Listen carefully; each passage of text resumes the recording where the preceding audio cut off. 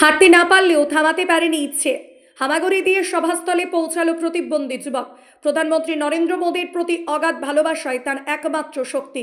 সেই ভালোবাসা টানেই সমস্ত শারীরিক বাধাকে উপেক্ষা করে এক অভূতপূর্ব দৃষ্টান্ত স্থাপন করলেন এক প্রতিবন্ধী তরুণ।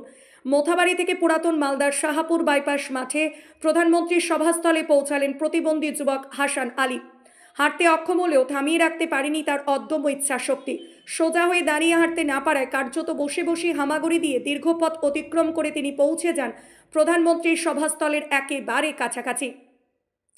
শনিবার প্রধানমন্ত্রীর সভা শুরুর প্রাক্কালে এমনই হৃদয়স্পর্শী দৃশ্য নজরে আসে শাহাপুর বাইপাস সংলগ্ন সভাস্থলে। স্থানীয়দের কথায় হাসান আলীর একটাই স্বপ্ন, প্রধানমন্ত্রী নরেন্দ্র মোদীকে খুব কাছ থেকে এক নজর দেখা।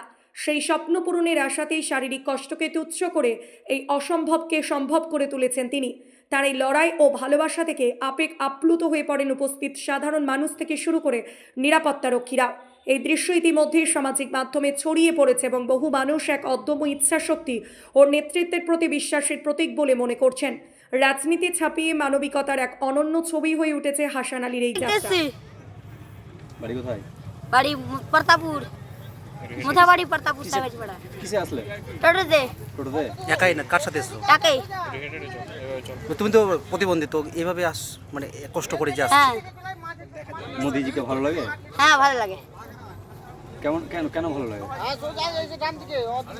ভালো লাগে, তাই জন্য দেখতে এসছো? হ্যাঁ। জয় শ্রীরাম। তোমার নাম? হাসান আলী। বাড়ি কোথায়?